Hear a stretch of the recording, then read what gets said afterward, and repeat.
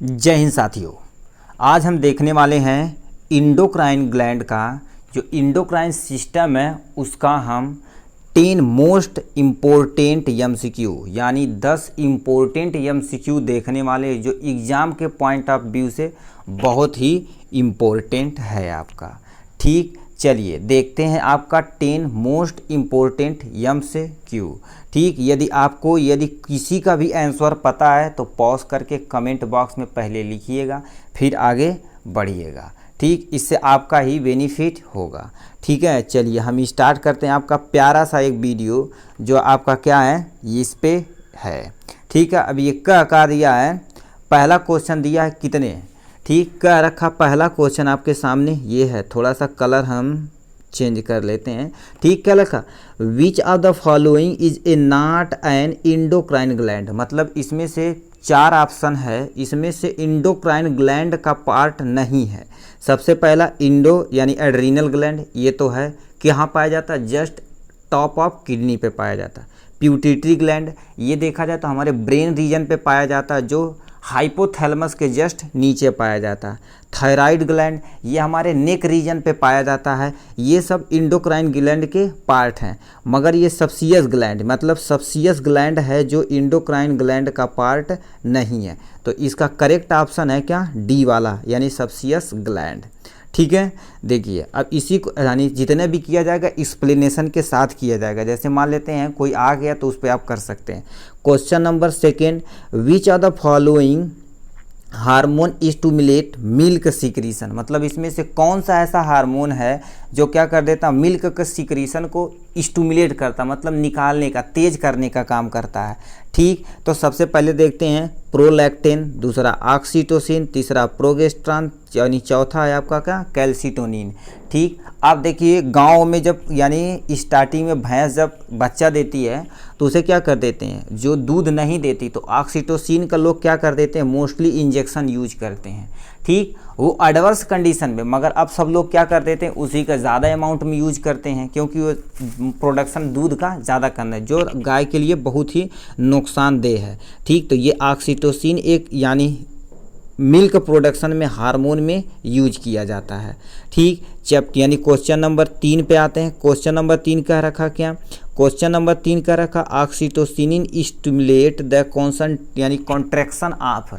मतलब oxytocin contraction क्या करता है, ओवरी का कॉन्ट्रैक्शन करता है या यूरेट्रस का करता है या यूट्रस का करता है या ब्रीस्ट का करता है। ठीक है, अब देखिए जब आपको यानी जो फीमेल होती है, जो at the time of pregnancy के दौरान जब बेबी डिलीवर होता है, ठीक, तो उस समय देखेंगे अस्पताल में बोलते हैं कि दर्द का इंजेक्शन लगा दिया गया। एक्चुअली दर्द का इंजेक्शन नहीं, एक्चुअली तुम्हारा क्या होता है, ऑक्सीटोसिन का ही इंजेक्शन लगाया जाता है, जिसको उनका जो यूट्रस वाला रीजन होता है, मतलब बच्चेदानी जिसे नॉर्मल भाषा में बोलते हैं, उस पर प्रेशर पड़ता है यानी कॉन्ट्रैक्शन होता है कि बेबी आराम से डिलीवर हो जाए। तो यानी सी नंबर आपका यूट्रस करेक्ट ऑप्शन है। ठीक है, चलिए अब आते हैं किस पे, फिफ्थ यानी 4th नंबर पे आते हैं। 4th नंबर क्या दे रखा है, hyper secretion of the growth hormone causes. मतलब यदि हमारा ग्रोथ हार्मोन हाइपर सिक्रीशन होगा तो क्या हमें कौन सी डिजीज हो सकती है। ठीक है, सबसे पहला दे रखा है यानी कहता है जिजेंटीनियम और डॉर्फिज्म। यदि देखिए यदि ग्रोथ हार्मोन ज़्यादा निकलेगा तो आदमी क्या हो जाएगा, बहुत बड़ा हो जाएगा, और यदि ग्रोथ हार्मोन कम निकलेगा तो हमारा क्या हो जाएगा, आदमी बौना हो जाएगा।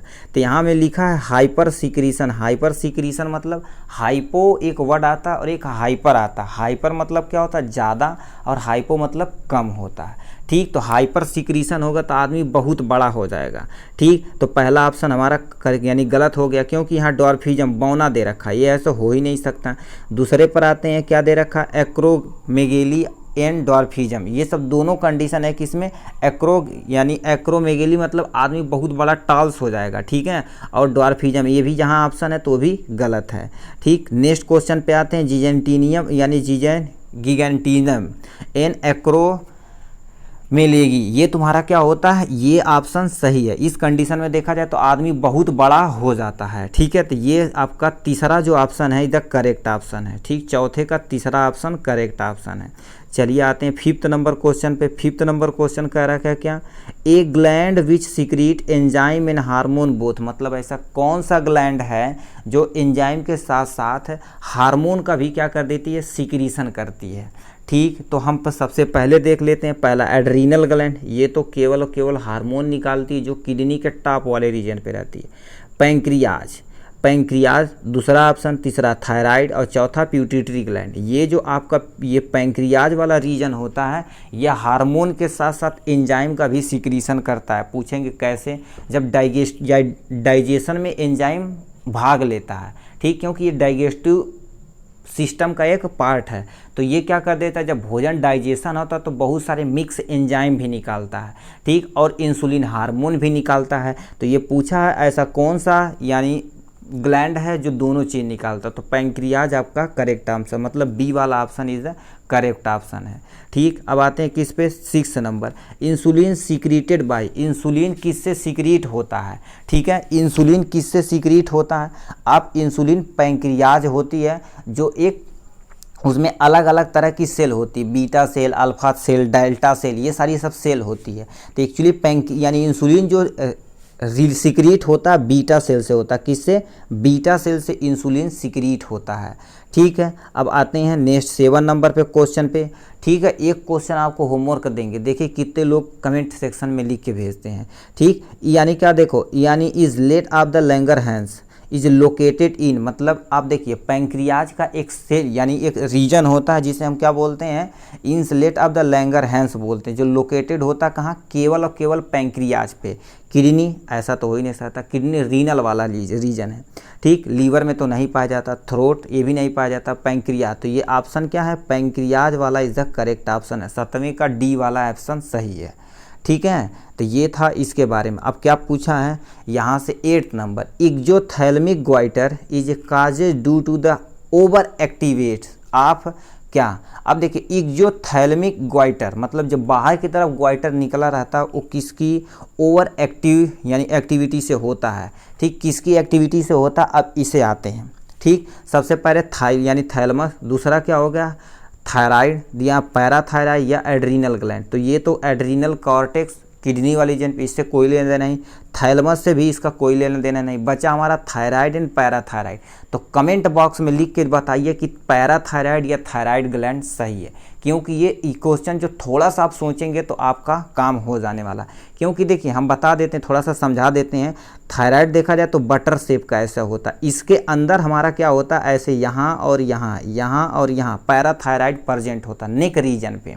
ठीक, तो अब चलिए बताइए कौन सा हार्मोन, यानी आप कमेंट में लिखिएगा 8 का और उसका ए बी, यानी मतलब बी ऑप्शन सही है कि सी ऑप्शन सही, इस दोनों में से कौन सा ऑप्शन सही है। देखिए कितने लोग लिख के दिखाते हैं।